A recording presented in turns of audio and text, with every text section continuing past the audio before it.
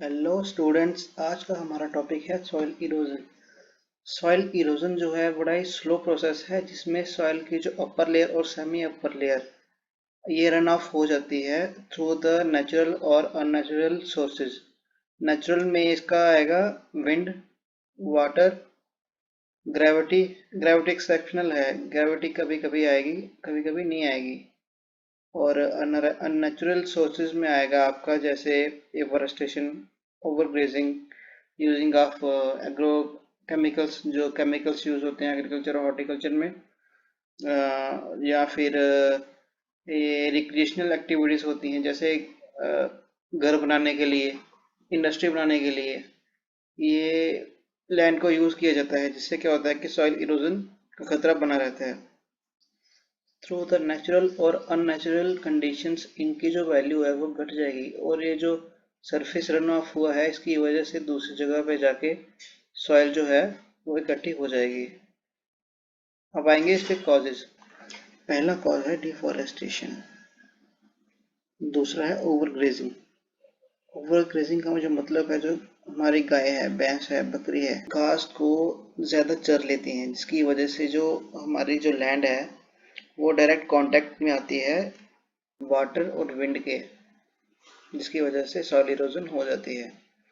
फिर उसके बाद है एग्रो केमिकल का यूज़, जो हम फर्टिलाइज़र यूज़ करते हैं एग्रीकल्चर में या हॉर्टिकल्चर में।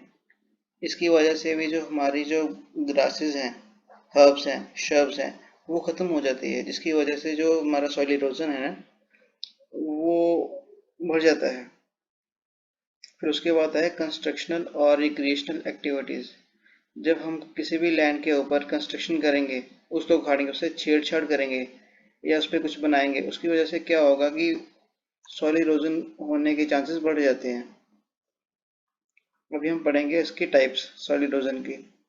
इसमें सबसे पहले आएगा वाटर, विंड और ग्रेविटी। ग्रेविटी जो है वो एक्सेप्शनल है, वो किसी किसी केसेस में होती है।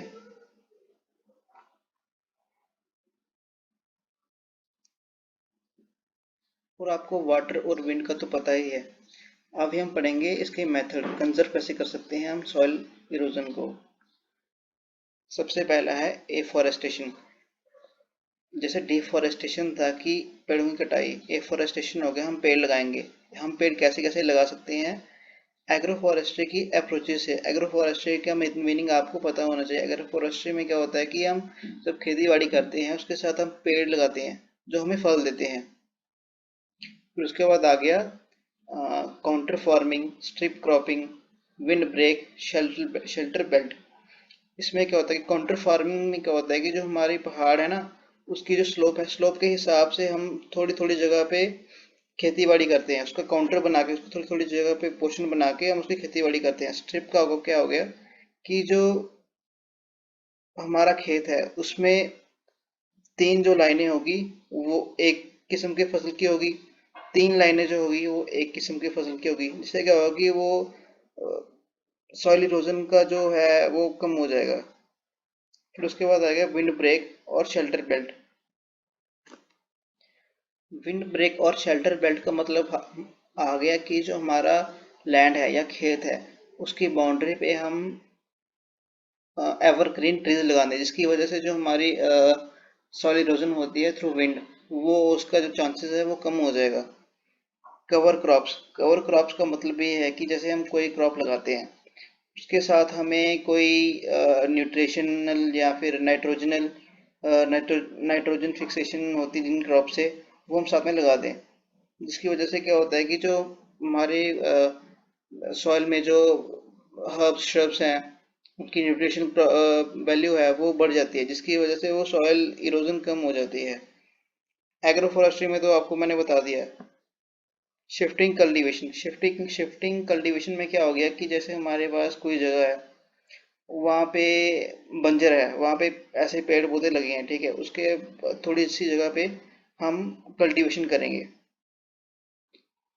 2 या 3 महीने के लिए। फिर उसके थोड़े टाइम बाद हम उस जगह को ऐसे खाली रखेंगे और थोड़ी सी दूसरी जगह पे जाके कल्टीवेशन करेंगे, जिससे क्या होगा कि जो हमारे वेकेंट जगह जिस पे हमने पहले कल्टीवेशन करी थी वहाँ पे हर्ब्स श्रब्स झाड़ वगैरह उग जाएगा, जिसकी वजह से जो है सॉइल इरोजन का चांस वो कम हो जाएगा।